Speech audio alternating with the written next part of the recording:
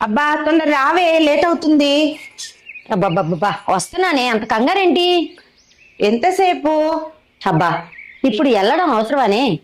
పిలిచింది మా పిన్ని కొడుకు. పనంతా అక్కడ నేనే చూసుకోవాలి, వెళ్ళాలి కదా. మరి మొన్న వెళ్ళావు? అది మా అత్తయ్య వాళ్ళ అమ్మాయి వాళ్ళ ఇంటికి పిలిచినప్పుడు వెళ్ళాలి కదా. మరి పోయిన వారం వెళ్ళింది? అది మా పెదనాన్న వాళ్ళ అమ్మాయే. రా రా రా అని గోల పెడుతుంటే వెళ్ళొచ్చాను. వాళ్ళు పిలవగానే వెళ్ళడం ఏంటే ప్రతిసారి? వాళ్ళు నా వాళ్లే, పిలిస్తే వెళ్ళకపోతే ఎలా? సరే గాని అమ్మాయి వస్తుంది, వచ్చాక అమ్మ 2 రోజుల్లో వస్తుందని చెప్పు. ఇల్లు జాగ్రత్తగా చూసుకో. సరే సర్లే గాని జాగ్రత్తగా వెళ్ళరా. సరే, జాగ్రత్తగా ఉండు. కొడుకు కోడలు అమెరికాలో ఉన్నారే.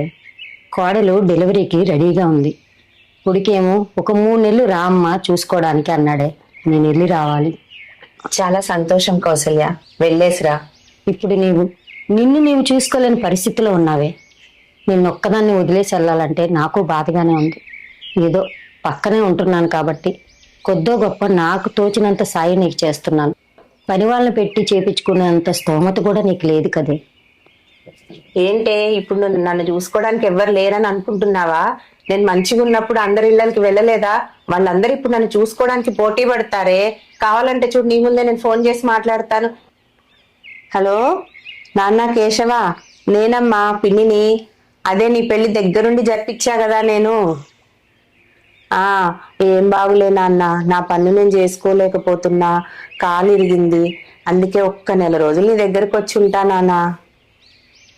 ఓ అవునా, ఉండట్లేదా? సరేలే. వాడు ఉండట్లేదంటే ఆగుండు, మా మేనత్త కూతురు ఉంది కదా లక్ష్మి, దానికి చేస్తాను. ఓ అవునా, ఓనర్లు ఒప్పుకోరా? సరేలే, నేనొచ్చి మిమ్మల్ని ఇబ్బంది పెట్టడం ఎందుకు.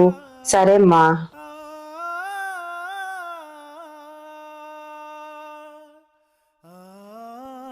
సరేరా, ఉంటాను. సర్లేవే, బాధపడు మాకు. నీ అవసరం వాళ్ళకు ఉందనుకో, అప్పుడు నువ్వు వాళ్ళకి కావాలి. నీకు అవసరమైనప్పుడు నీ కోసం ఎవరూ రారే. ఇక్కడ ఏదైనా డబ్బుతోని అవసరంతోని ముడిపడి ఉంది. నువ్వేం బాధపడికే, నేనేదో ఒకటి ఆలోచిస్తాను. నాన్న కిషోర్, ఇప్పుడు నా ఫ్రెండ్కి నా అవసరం చాలా ఉందిరా. నేను రాలేను. కోడల్ని నువ్వే చూసుకోరా. ఉంటాను. కౌసల్య, బాధపడికే.